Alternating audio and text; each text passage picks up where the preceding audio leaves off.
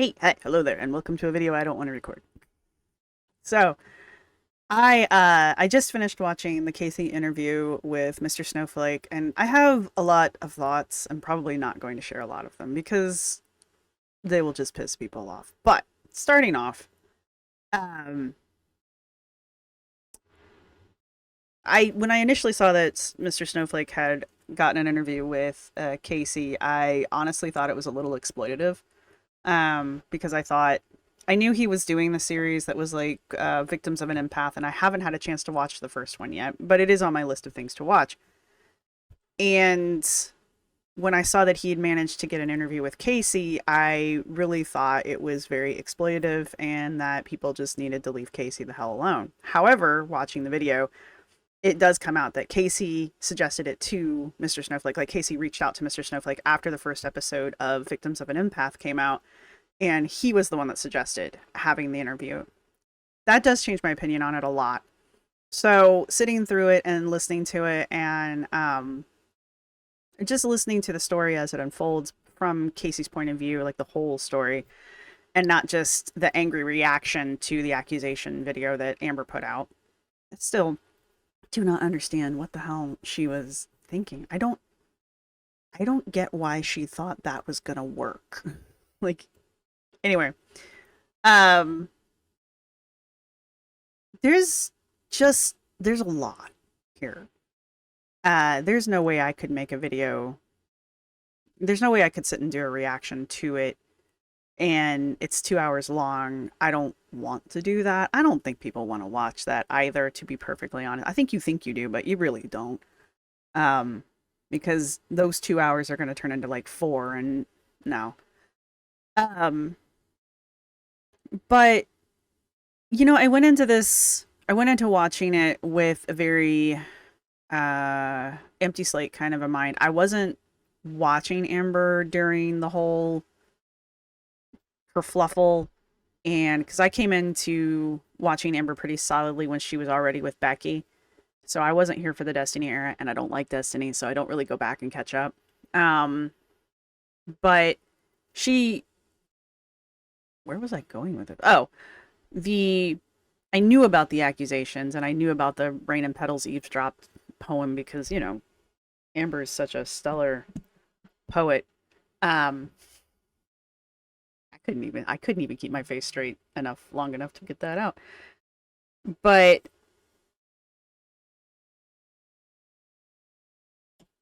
so I went into this video wanting to take everything with a grain of salt because I didn't know how exploitative, how salacious, how hyperbolic it was going to be. Mr. Snowflake, in my opinion, has taken a couple things and kind of blown them even after being told that that wasn't the story. Anyway, it doesn't matter. The cat thing for mostly. Even Destiny said the cat wasn't Amber's fault, so. And I could tell from the video that the cat was a very old cat. So there was a lot of compounding issues there in defense of Amber. But there's really just a lot to unpack here. And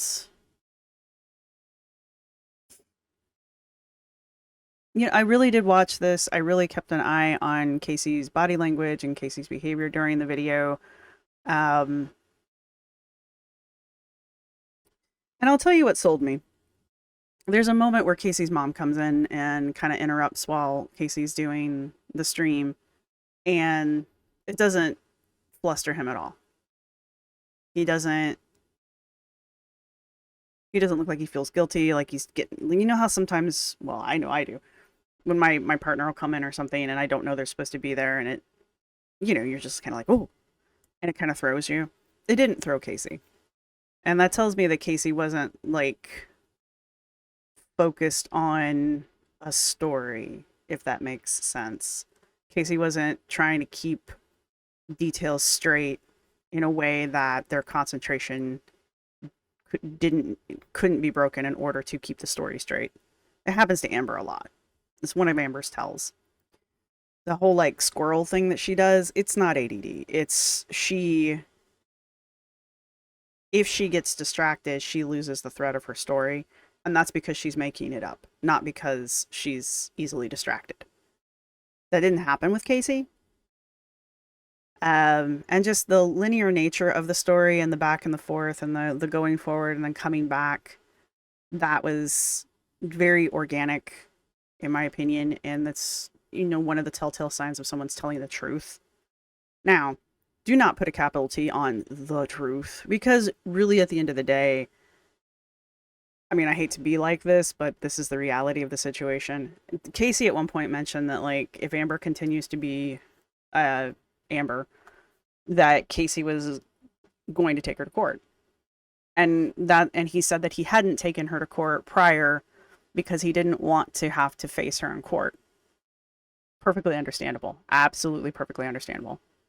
Sadly, even if Casey were to take Amber to court even today, I mean, these videos are great and all, and they're rough to watch, and you can feel a lot of emotion one way or the other, but as far as evidence, this won't hold up in court.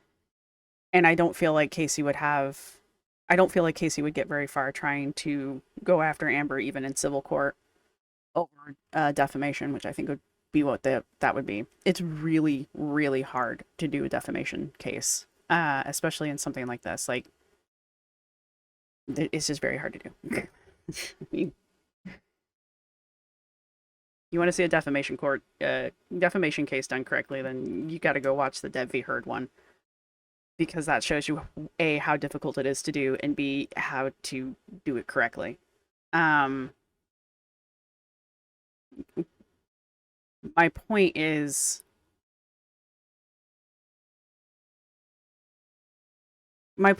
we don't know the capital T truth, and we never will know the capital T truth, but it's very easy to lean one way over the other, even without having hard evidence for one way or the other.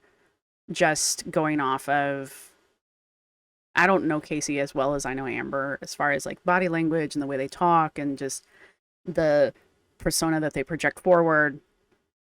Casey even mentions that the what he actually wants to do is he wants to be a video gamer. He wants to do video games. He wants to do role playing gaming on YouTube and share those passions, and he can't because everybody here wants to hear about Amber, which, that's a problem with the community. That's not a Casey problem. That's the problem with the community. I, for one, as long as Casey's not one of those like hyper reactive gamers who's like screaming every time something happens, I'll watch. I'll watch anybody game, as long as you're not being like a total overreactor about it. Like, okay, we get it. The game is scary. You screaming like a girl every 5 seconds is not helping the situation. Anyway, so as long as he doesn't do that, I'm here for it. Um, yeah, keep losing my train of thought because there's a lot going on.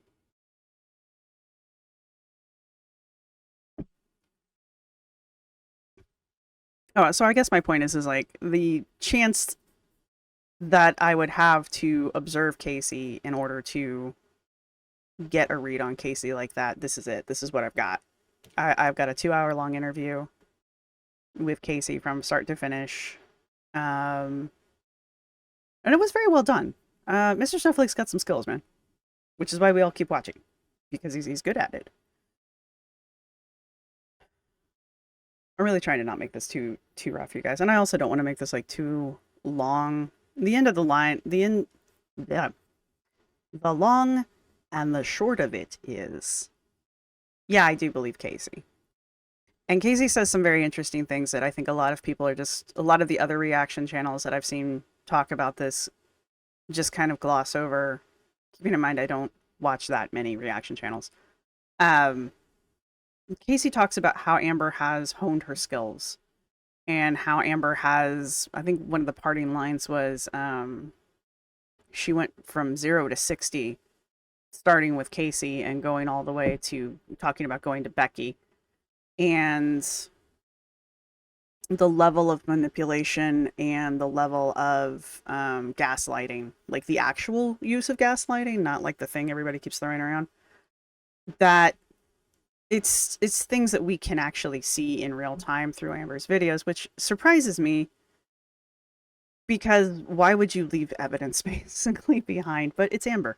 She thinks she's smarter than Mhm. us, and she's clearly thought that for a long time, starting with Casey and God knows who else. I mean, I don't think Casey was her first relationship. I think she didn't she jump into didn't she jump into a relationship with Casey from another relationship or something to that degree? Maybe not. I don't know. There's a small part of me that thinks people are fixated on the wrong parts of Casey's story, and they're missing the bigger implications of Casey's story. Um, those being um, not just Amber's abuse, like obviously that's like the main theme. I don't know how, I don't have a better word to do it. I'm not bleeping it out, so YouTube can go F itself. But the um, we talk about Amber being a mimic, and we talk about Amber being a mirror. She mirrors people. And Mr. Snowflake points out that Amber's coming out story was verbatim Casey's coming out story. And apparently, Casey shared their story on their own channel. And Amber, so Mr. Snowflake was able to, well, listen to Amber's story because she shared it with us, and then went and checked it against Casey's story. And he says it's verbatim. I don't have that to check, but I'm not surprised, and I don't feel a need to go check it because Mr. Snowflake is a reliable source for me. Therefore, this is fine. Um, at this point, I would say Mr. Snowflake is probably one of the best Amberlin authorities out there, whether he wants to be or not. Good job. I don't know if that's an accomplishment, but it does make him a reliable source, and it does mean that I don't necessarily need to double check it. I probably will at some point. I need to track down Casey's channel and look at the videos Casey has up because I would like to see that one on one side by side. I'm just saying I don't disbelieve him. I believe him. But that's the thing, that whole borrowing of the story, Amber borrowing.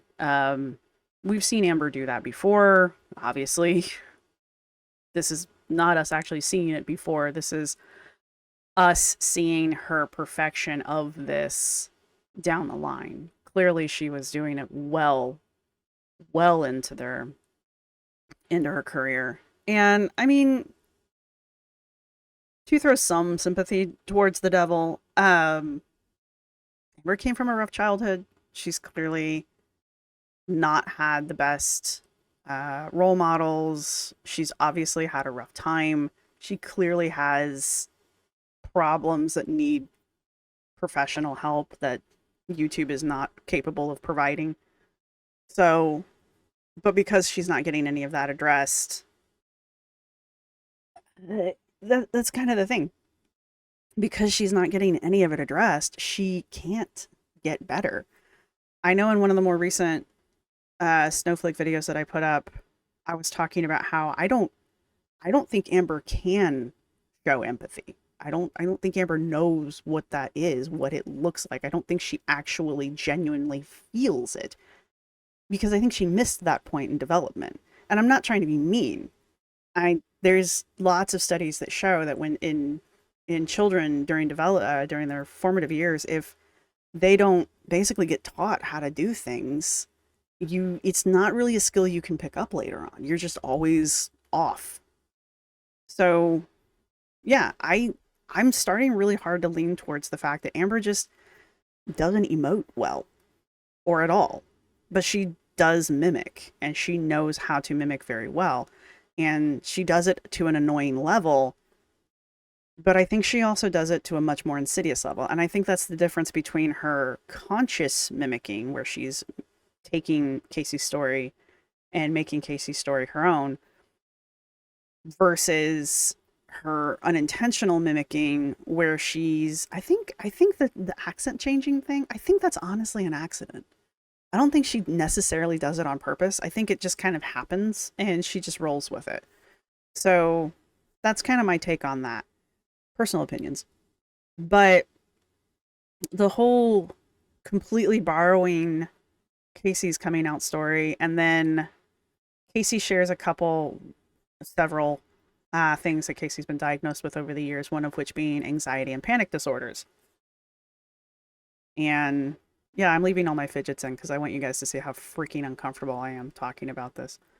Um, Amber has on more than one occasion told us how she has panic and anxiety disorders, and she's used it for a variety of excuses. Does that mean Amber doesn't have panic and anxiety disorders? No, but I've clocked her on it a few times myself, and I know it's been questioned by other people as well. Keeping in mind, none of us are therapists. None of us qualified, but I do think it's incredibly suspicious that we already know that she stole Casey's coming out story. What's to stop it from her? What is to stop her from stealing Casey's diagnoses? And I think we've seen Amber do that in our past as well. I think with some of her, hell, maybe even with this current diagnosis that she's going on about, the BPD one.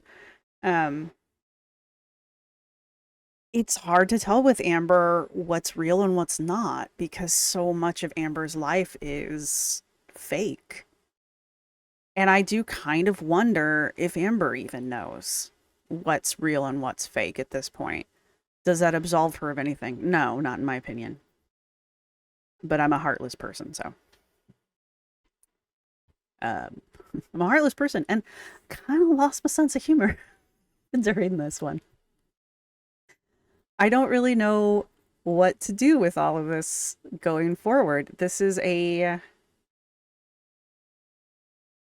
was very difficult. And I haven't even watched the first episode of Victims of an Empath yet, and I will be reacting to that. Um, I will be reacting to that, much like I react to the other Mr. Snowflakes. But I will be perfectly frank with people. This is really gonna change how I look at things, how I consider things, how I evaluate things. Um, it's it's not it's not a good look for her. I mean, this is even going to color the way that I look at the rest of the Shaped by an Algorithm, because I do plan to continue finishing those up. Um, but I have a sinking suspicion when I watch the first episode of Victims of an Empath, it's going to be a little bit more lighthearted this.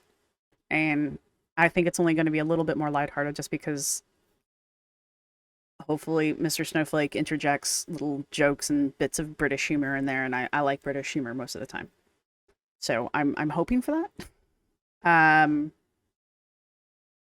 but yeah, I just I'm glad Casey came forward, and I this is not an interview I ever needed to see. I never needed to see this. I never wanted to see this. This is not something I stayed up at night thinking about when I heard that Snowflake got this interview. I wasn't like, whoa, yeah. I did not want this. This is not something I've ever wanted. I want all of Amber's exes to be left the hell alone. And I think the community in general has a bad habit of hounding them until they feel like they need to come forward. Casey's a different situation because Amber, for whatever reason, decided to directly go after Casey. And that started a chain reaction that was outside of Amber's control. And it has accumulated or culminated. Nope. Neither of those two words. Anyway, it has ended with this. This is the result of what, 11 years ago, making accusations and then doubling down on them with the Random Pebbles eavesdrop thing. Um, Casey goes on and talks about a lot of their life in general. But Casey goes on to talk about how the impact that the repercussions of Amber's video has had on his life and his dating life. Casey does say that not every bad thing that has ever happened to him is because of Amber.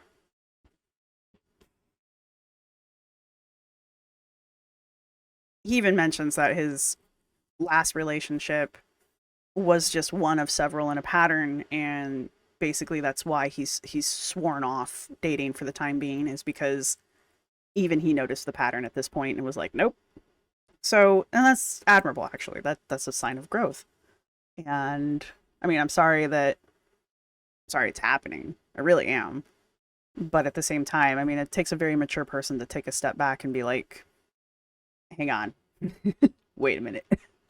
Um, so again, that's another thing that I kind of caught my attention and put a little bit more weight in Casey's corner for me.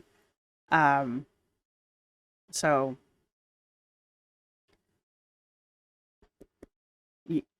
I'm leaving all this in here, guys. I want you to see how much this is not something I want to be doing right now. Um, Casey does talk about the long-term repercussions, and it's something that we've heard other people talk about. Becky and Becky's friends, especially.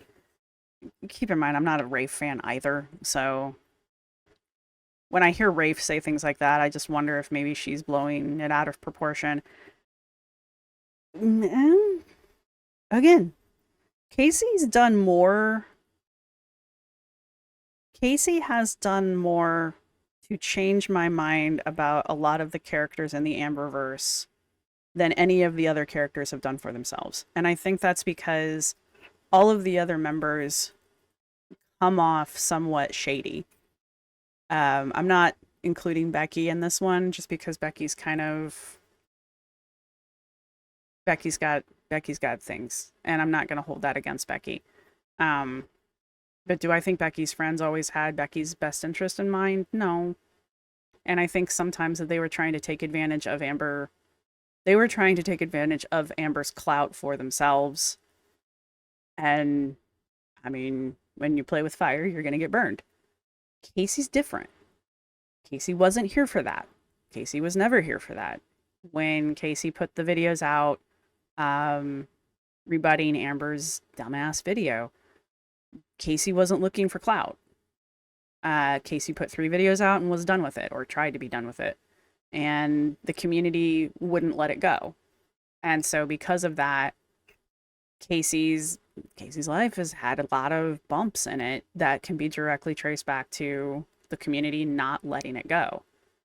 Um, and then just in general, the long-term damage of dating someone as manipulative as Amber. Um,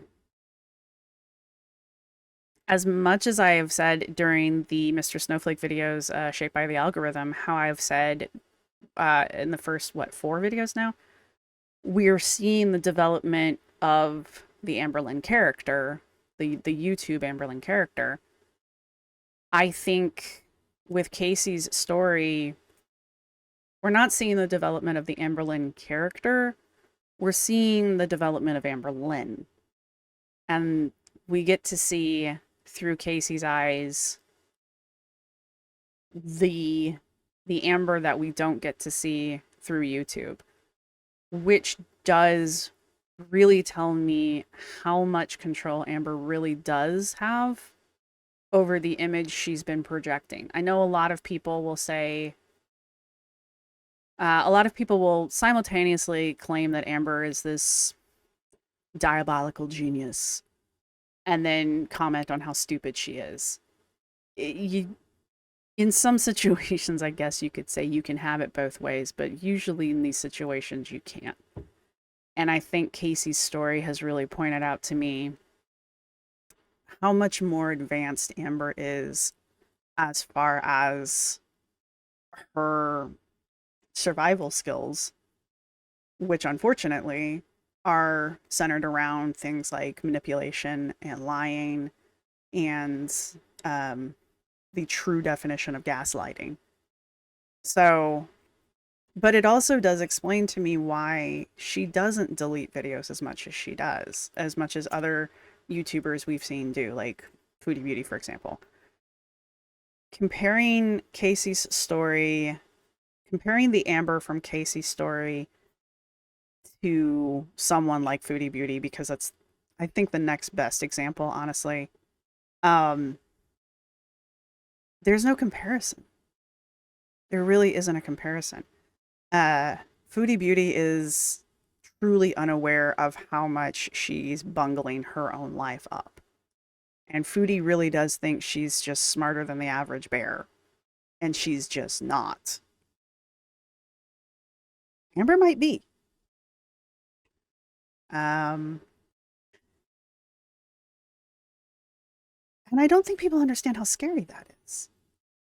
I think that's the part that's really bothering me more than anything about all of the other reactors. Like, everybody jumped on this like rabid dogs. I'm sorry, but y'all did. Everybody wanted to get their 2 cents in. I'm not a whole lot different because I am making this video, but this is this is scary. Okay? There's a part in the interview where Mr. Snowflake is talking to Casey about, I forget what it was, but it was after Casey had shared one of the stories about Amber's abuse. And I don't know what's going to get flagged and what's not. I don't know. If this doesn't get monetized, I don't really care. Um, but I feel like I could hear in Snowflake's voice, like him getting it, like understanding that this is terrifying. Um, and I don't want to diminish anyone else on the platform because I know we all come from incredibly different backgrounds, all of us.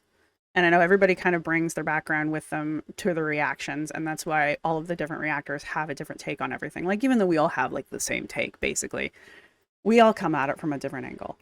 Um, but I guess what I'm just not hearing, or what I don't feel like I'm hearing, and I'm not asking anyone to defend why they don't feel this way, and I'm not asking anybody to come on and make a video just to satisfy, my lack of hearing it. Who gives a shit what I think? But what I don't feel like I'm hearing is the gravity of this. Um,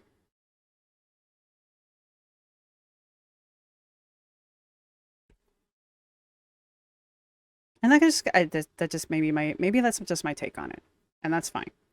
I'm allowed to have a take. You're allowed to have a take. Casey's allowed to have a take. We're all allowed to have takes. Um, I just don't feel like I can impress upon the rest of the rest of everyone else, like how freaking terrifying this is. We make the joke of, oh, wifey dumped your ass and left, because wifey did dump her ass and leave. And then the whole um wifey asked for no contact and Amber couldn't really honor that. And we kind of joked about it a little bit as a community because it's kind of funny, and it's a little cathartic to see Amber kind of get her comeuppance, not having someone to jump to immediately after getting broken up with again for her shitty personality and bad behavior again. Ugh. And I don't get me wrong, I have my own opinion of wifey, but I think wifey saw real fast the danger signs, maybe faster than everybody else. And something else Casey said was, Amber now has the money to be financially abusive to people. I think wifey was one of the first girlfriends who was not financially dependent on Amber. And maybe that was it. Maybe that was the red flag. Maybe Amber wanted her to stay home and take care of her, or quit her job and take care of Amber, and Amber would pay for everything. And I think that was I don't think me. I'm just saying maybe that was the red flag for Wifey, because Wifey seems to be a whole lot more independent than any of Amber's other girlfriends. I don't know how independent Casey was at the time, but Casey was also very young, and Amber was young too. I know everybody's like, she was 18. Yeah, she was fucking 18. How smart were you at 18? I'm sorry, I will not believe you if you tell me you weren't doing dumb shit at 18. Most of us don't even get our acts together until we're like 23, maybe 24. So there's that. Ah, lost my train of thought again. Um,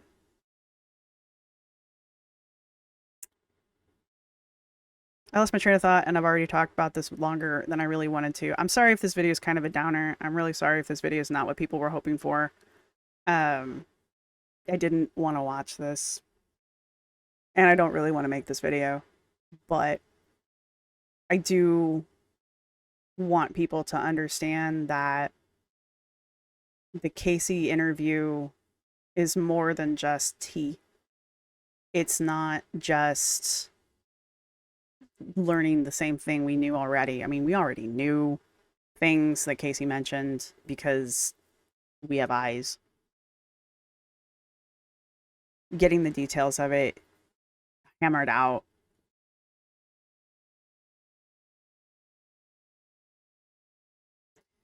I know people think Amber's funny, and I know people think Amber's pathetic, and I know people think that Amber's like mean, or that she's stupid, or that she's just fat, or any of that. I don't think you guys understand how dangerous she is. And I didn't understand that. And like I said, that's really going to start changing shit going forward, because I don't know how I can react to this now.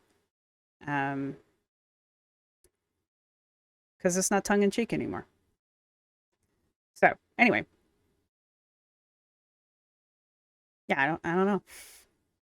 So anyway, I hope you guys, I don't know. If you guys didn't enjoy this video, it is what it is. I'm not even going to ask you to thumbs up it or whatever. It is what it is. If you want to comment, comment. If you don't. Don't really have anything for you. Shit like that. Yeah, I'll put it up for monetization, but if it doesn't get monetized, I don't care. So yeah, I guess going forward, this is going to be a lot different for me, and that's going to make the videos a lot different in general. So there's that. And yeah, I will be reacting to the first victims of an empath. I honestly don't know if I will react to any more of the interviews, because I'm sure he'll land at least one. Because I'm sure Destiny will want to talk. Will he be able to get Crystal? I don't think so. But will he be able to land Becky? I don't know, man. Just leave Becky alone. Just leave Becky alone. And we know we're not going to have Wifey, because as far as Wifey's concerned, this never happened. And I don't blame her. We don't need a 10-minute wrap up from here. I wish Casey nothing but the best. Sounds like Casey's got their feet back underneath them. They sound like they know where they're going. Cool. I wish I had my shit sorted out when I was 32 myself. I did not. So there's that. I don't have my shit sorted out now. So there's that.